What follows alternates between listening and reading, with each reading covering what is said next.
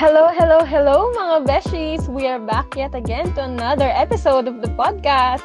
These are your resident chikadoras. This is JLo. This is V. And we are Quaranchika. So hello V, how are you? Okay naman, init na init sa panahon, pero buhay pa. Ikaw? Same, nilalaban ang ating academics at nilalaban ang iba-ibang mga aspeto ng ating buhay. Ayun. So, mga beshies, before we move to our very special topic for today, we just like to make some corrections pala sa episode 1. We would like to apologize for the misinformation na nangyari. So, at 7 minutes and 56 seconds nung podcast, we said that it was antigens yung nagpo-form ng Y-shape when it's supposed to be antibodies instead of antigens. So we apologize for this misinformation, and the Quaranchika team is working hard on fact-checking and verifying all the information presented in each episode. So again po those are antibodies instead of antigens. So paumanhin po. But before pa talaga, Beshi, may isa pa tayong hirit. So before we proceed sa ating episode today, we would like to say na meron tayong guest for this episode. Ooh, nice. May guest tayo for this episode. Sino ba yung guest na yan? So ang ating guest ay walang iba kundi ang ubod ng alindog, the ever-talented and the ever-witty MX Carlos! Hello! Grabe yung pa-intro. Yes!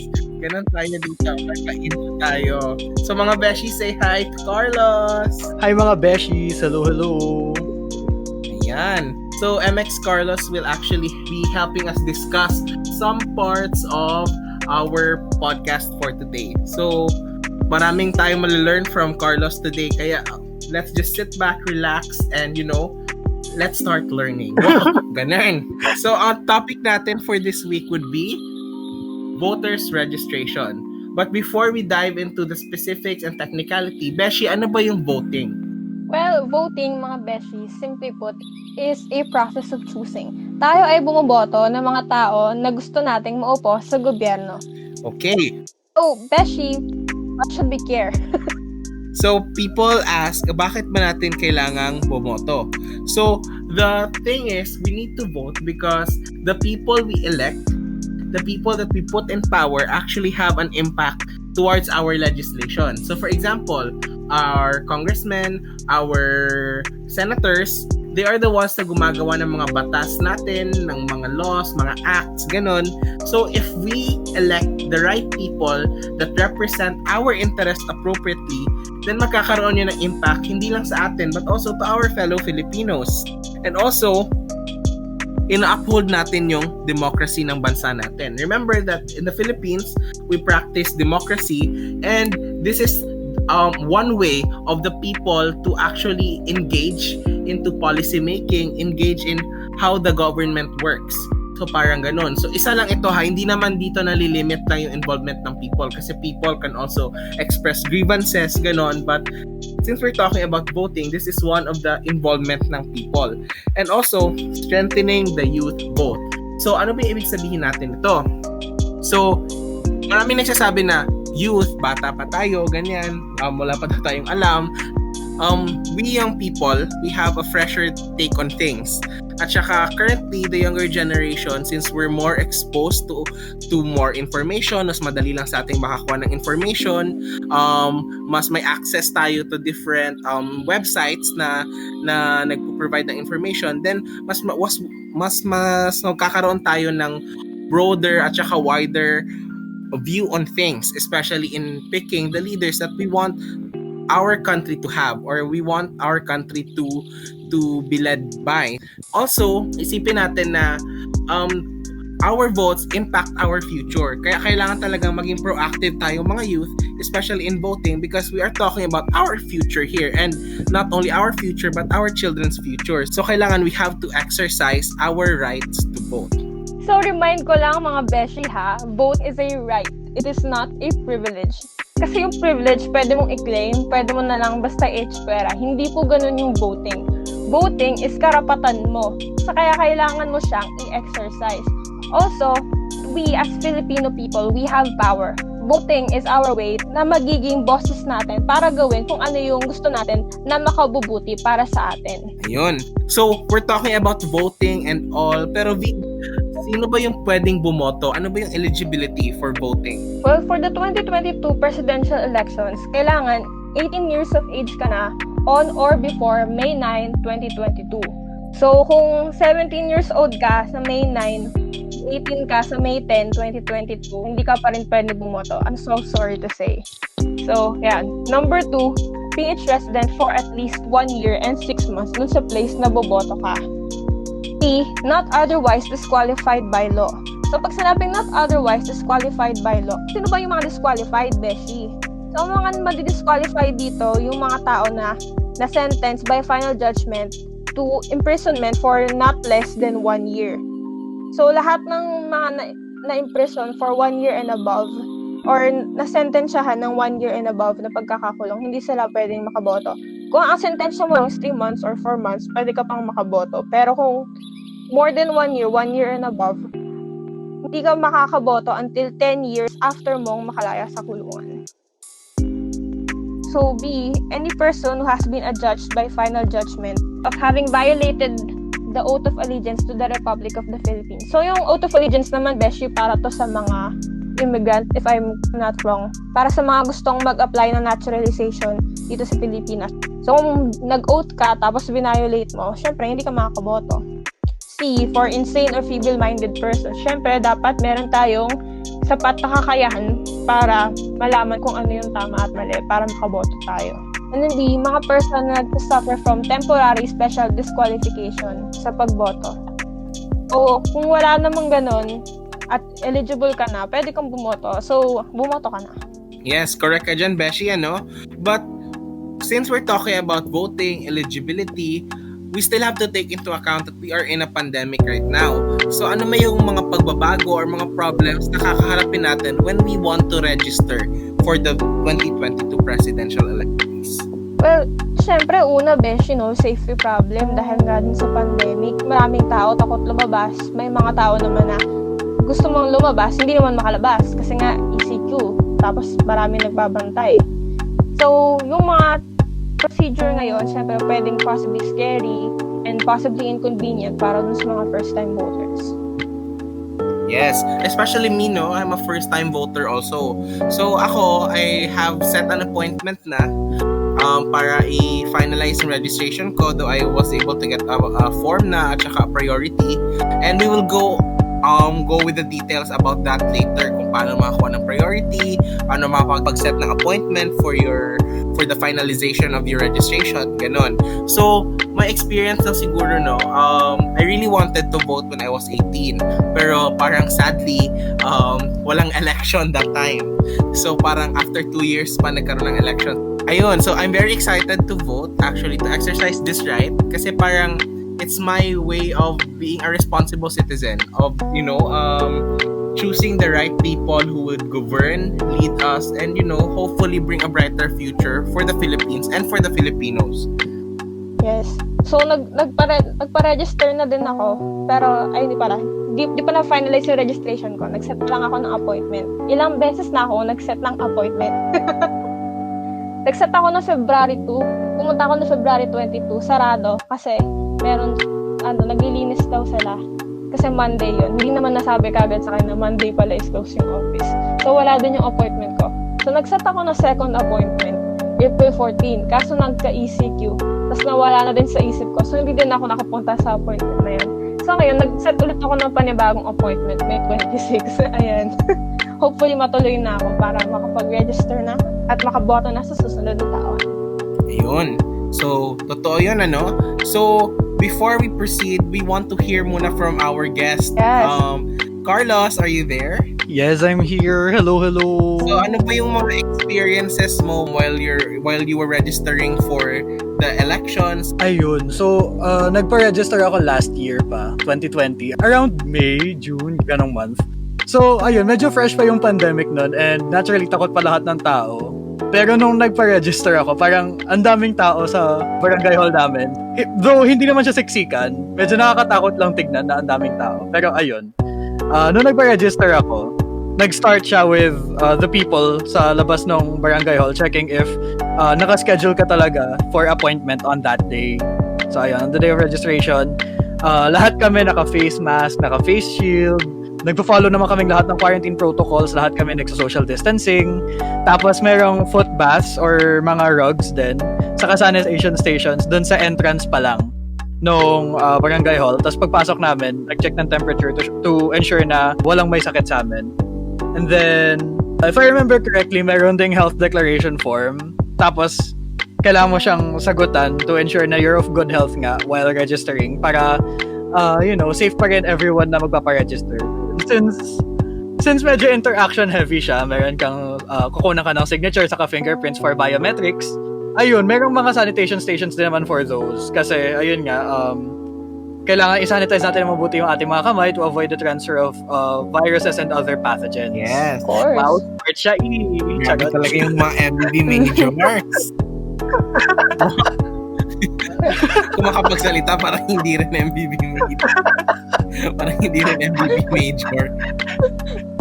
Ayun, aside from that, physical distancing nga, ayun, medyo super strictly siyang ini-enforce. And then, after Reg, talagang pinapaalis na yung mga people to avoid loitering in the premises kasi may number lang na mga tao na pinapapasok at the time para ma-accommodate yung social distancing nga. Ayun. So, ayun. Relatively mabilis lang naman yung process niya. Medyo matagal lang siguro dun sa part ng pagpila slide. Aside from that, do note na after you register, bibigyan ka ng stub instead na voter's ID.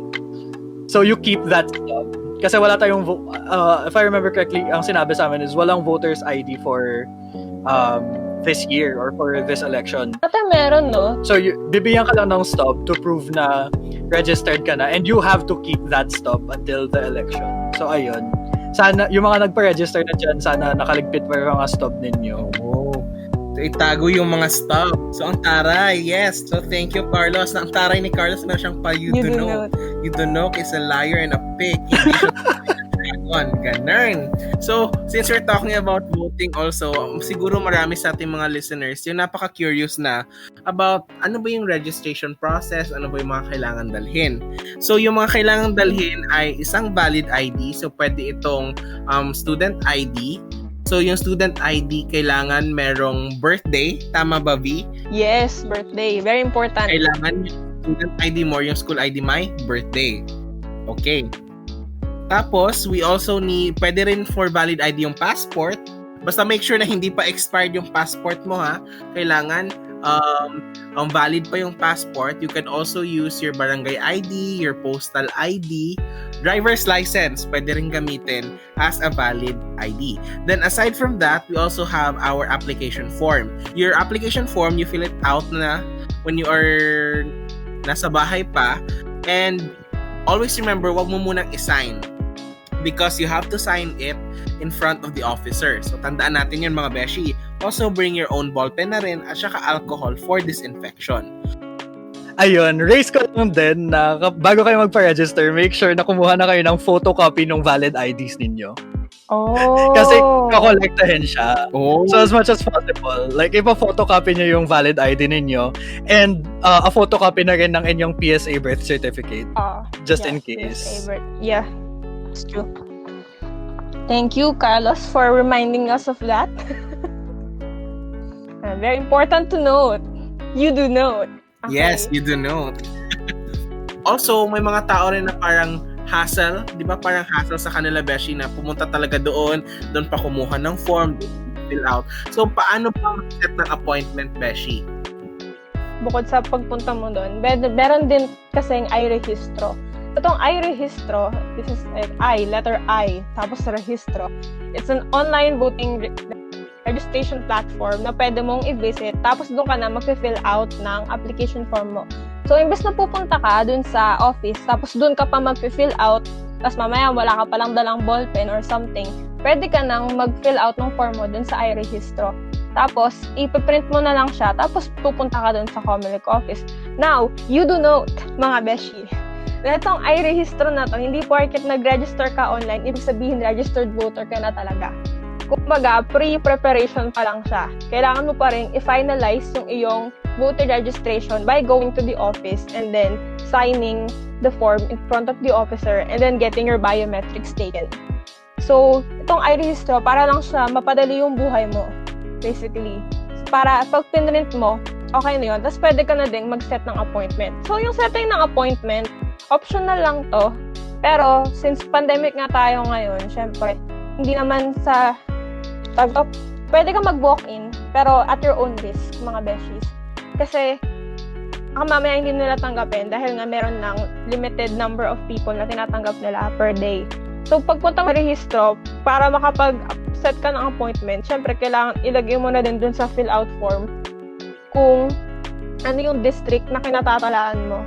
Kasi, dun ka lang i-recognize dun sa COMELEC office para dun sa district mo. So, yung pinaka-form mo, meron din siyang QR code sa bandang dulo. Tapos, i-check nila yon pagdating mo dun sa office kung talaga bang nakaschedule ka for that date. So, yeah.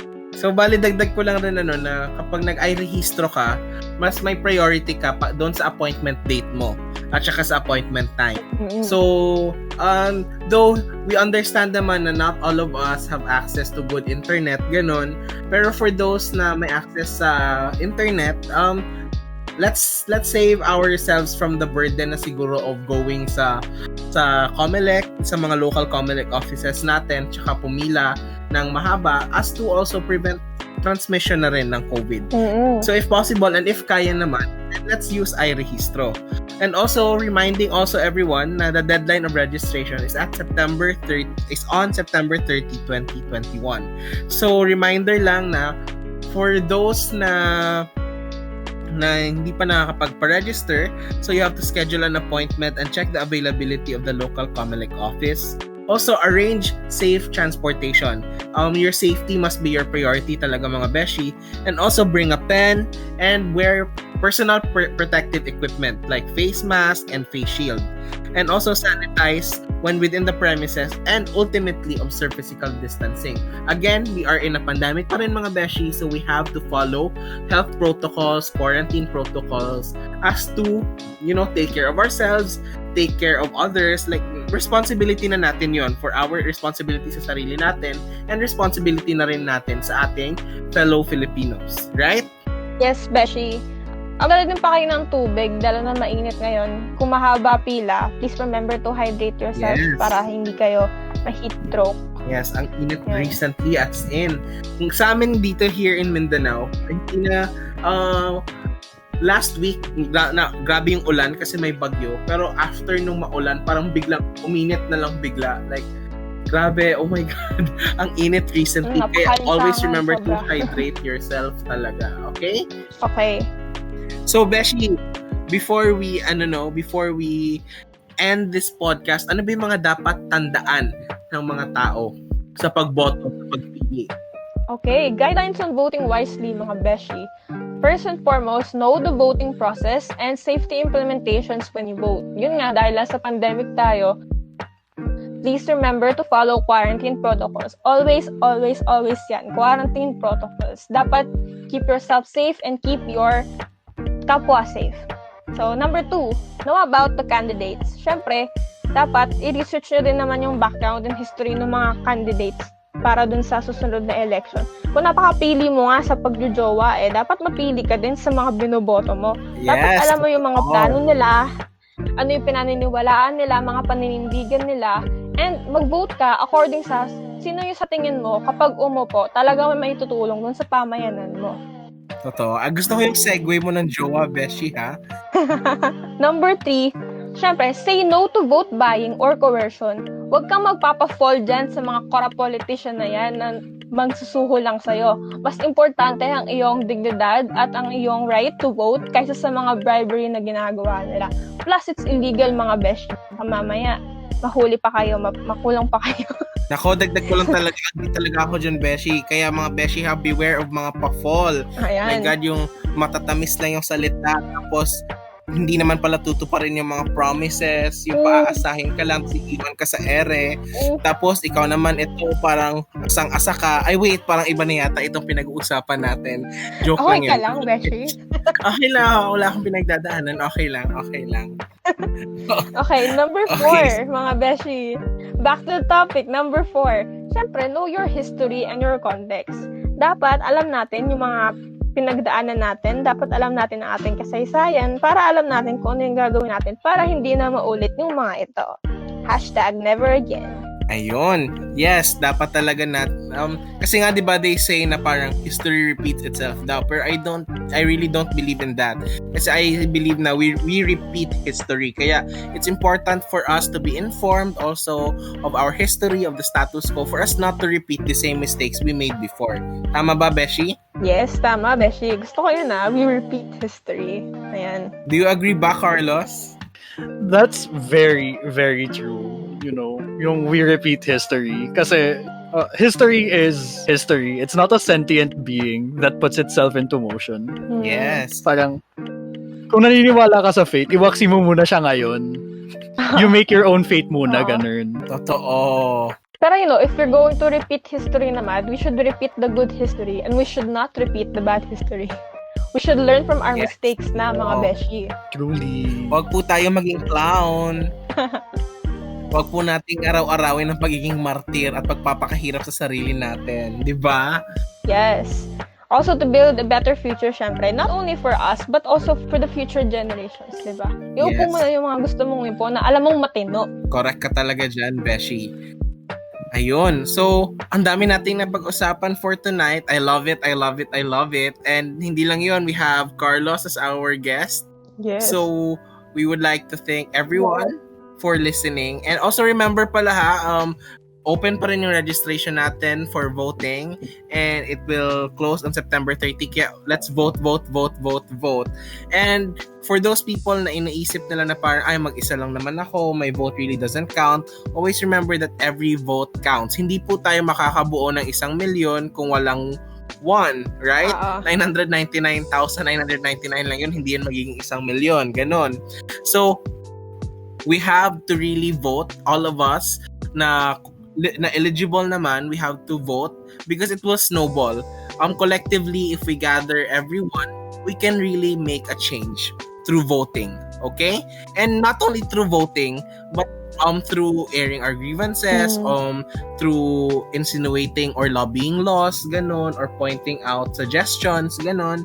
But in this context, let's not shrug off the impact of voting. Kasi lahat tayo may impact na kayang idulot sa society. Yes, ito. Beshi. Also remember, voting is a right and a responsibility. Gaya nga ng sabi ni V kanina, hindi siya privilege. So we need to choose those who we want to lead us, those who we think would represent our interests, and those who we think would represent the interest of other Filipinos. And para din sa ikauunlad ng ating bansa. Tama ba, V? Yes, tama, Beshi. I was going to say na yung pagboboto na yan, parang yung mga pabinchi-binching ko, tsaka yung piso. Akala mo yung piso, wala na siyang halaga, like onti lang halaga niya. Hindi. You will never know the value of a peso until kulang yung barya mo pamasahe sa jeep. Totoo yan. So, yan. God, yes. Totoo yan. Baski mga piso, Beshi, may halaga yan. So, ikaw, as a person, and someone with the power to vote, may halaga ka rin. Kaya bumoto ka. Yes. Totoo yun. And before we formally end na talaga, we would like to thank everyone. We would like to thank the Quaranchika team, the people behind the episodes, the marketing, the technicals, the editors. We would like to thank them for our successful episodes every Friday. Yes, without them, this will not be possible. Totoo. Stay tuned, mga Beshi, for our next episode on coping with the online learning setup. Okay. And also, we would like to thank Carlos. Thank you so much for joining us today, for sharing some insights, sharing some, expertise, ganun. Thank you very much for inviting me here. Natuwa ako. I had fun. I learned a lot. Oh, that's nice. We had fun with you too. Yes. So we really hope to, maybe see you or hear from you in the next Maybe, di episode. natin alam. Yes. So, and also guys, for those who haven't pa, please like and share our social media pages. We post there constantly kung kailan yung next episode and what the next episodes will be. Ayun. So those will be Moran Chica on Facebook. So we have a Facebook page and we have also a Spotify podcast named Quaran Chica. So this has been a really enriching and really fun, very fun and very engaging topic. So stay tuned for more, 'di ba mga beshi? Yes. So I think this is a wrap and we would like to thank everyone. So this has been your resident Chicadoras. This is J-Lo. This is V. This is Carlos. And we are signing off and see you next time. Bye. Bye.